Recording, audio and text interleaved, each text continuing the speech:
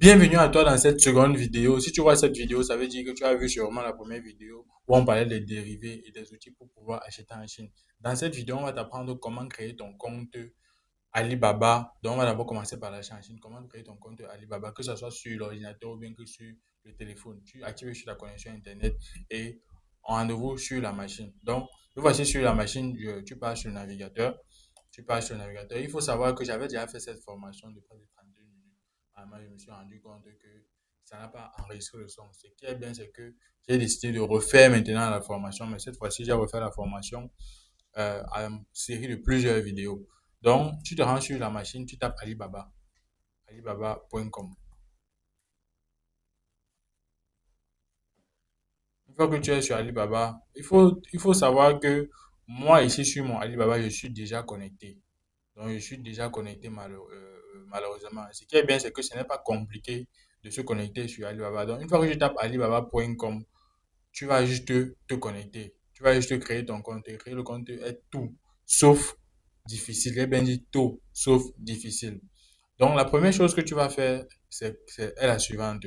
Tu vas aller sur ton adresse de livraison. Tu prends au niveau d'adresse de livraison. Tu changes l'adresse de livraison. Tu mets China. Je sais, tu n'es pas en Chine. Oui, je sais très bien que tu n'es pas en Chine.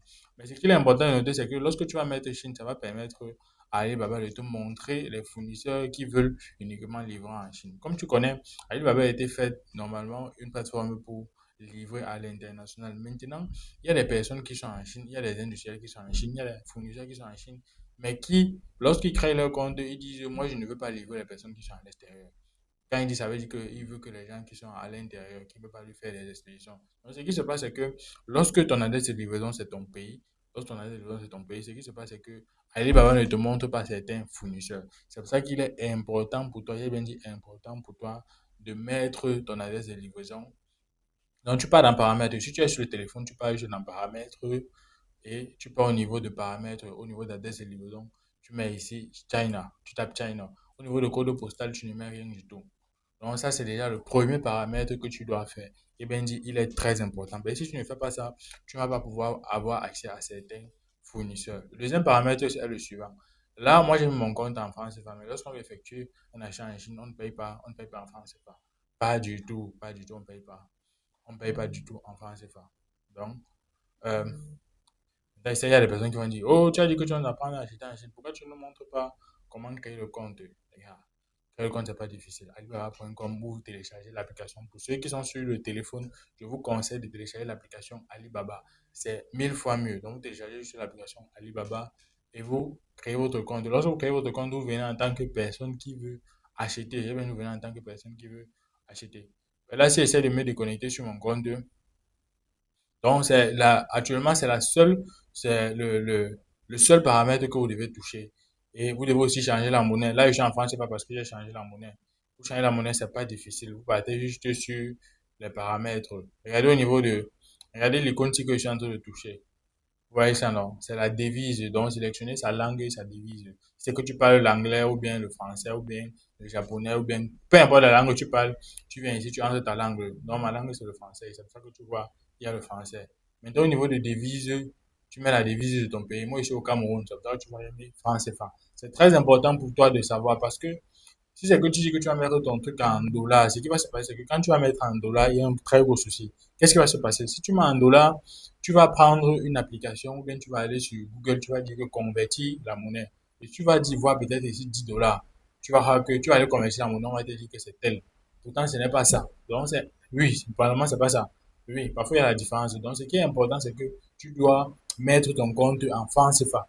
Donc, première chose, tu mets l'adresse Chine. Deuxième chose, tu mets ton compte en France CFA. Et tu quoi, paramètres la langue. J'ai même dit pour créer son compte, c'est pas difficile du tout. C'est juste que moi, moi, je peux pas créer, j'ai à créer trop d'adresses mail. Mais là, je vais un peu me déconnecter. Là, je viens de me déconnecter. Si j'essaie de créer mon compte, on va me dire de créer avec le. Bon, voilà, là, je me suis déconnecté, on se met déconnecté. Donc, si je viens taper peut-être alibaba.com. Téléphone, utiliser l'application.